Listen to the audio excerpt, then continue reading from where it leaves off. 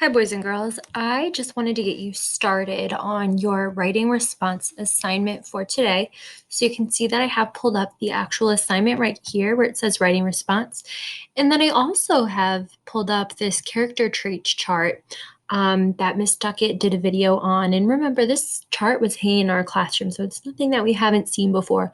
But today we're going to try to use it in our writing as we write about the characters that we read about yesterday. So next to me, I actually have my reading response sheet that I filled out with you. I'm not going to put it on the screen, but I have it next to me so that I kind of can remember what I wrote about each character. And then today, my task is to put that into sentence form. So I'm quickly just going to read the directions up here, and then I'm just going to get you started, and you'll go off on your own and complete your writing response. So the directions are, they say using your reading response from your assigned epic book, write at least 4 complete sentences telling me about the main character or characters in your assigned book. So you need to have at least 4 complete sentences. That means capital letters and periods. And remember, you only need to tell me about one character, but you can tell me about 2 characters if you would like to. And then down here is the bonus where it says to use the character traits chart that's attached to the assignment, and that's this chart over here, to help you describe your characters. And if you do use some of these traits that you find over here, I want you to either underline or highlight them so I can easily see them. So let's kind of get started. When you are writing your own response, you can start it just like mine if you would like to, or you can do it really however you want. So I am just going to start a little bit over here. I'm going to indent as you do when you start any new paragraph. And I think that a good way to start this paragraph is going to be to really introduce the title of my book so that my reader knows what I'm talking about when I go to describe my characters. So I'm going to say, I am reading the book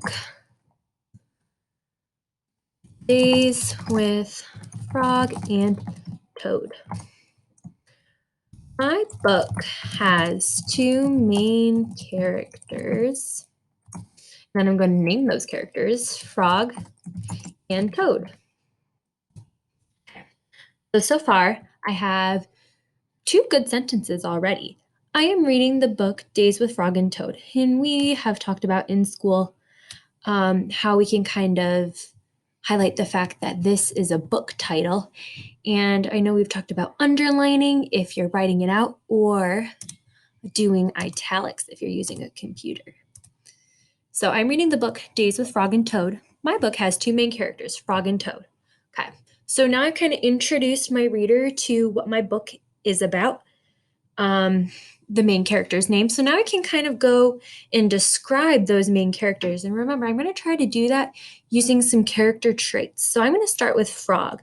Now, off to the side, I'm looking at my reading response sheet where I said that Frog doesn't like messes and he wants to help Toad. And I'm also thinking about Miss Duckett's video where we already talked about maybe some character traits that we would use to describe Frog.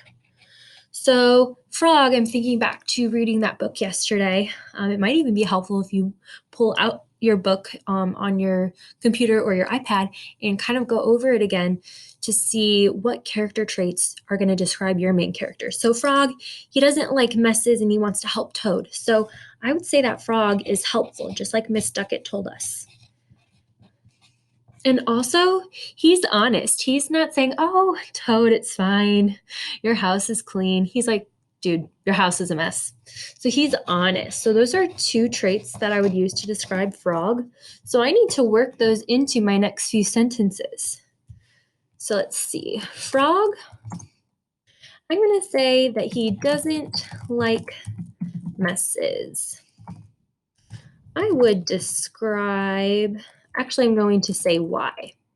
How I know that. Frog doesn't like messes because he tells Toad his house is a mess. He is honest with Toad. Okay, so Frog doesn't like messes, and I'm going to say how I know that because he tells Toad that his house is a mess. And when he does that, he's being honest with Toad. So that's a trait. And a trait, that's just a characteristic. It's a word that I would use to describe a person. So he's honest with Toad. Okay. And then I also want to work in the trait helpful. He is helpful by, and then we just talked about this in Miss Duckett's video, by pointing out the things that Toad needs to do. Okay, so I have already given 2 traits to describe Frog. He is honest, and I like to highlight, so I'm going to do that. You all know green is my favorite color. He's honest and he's helpful.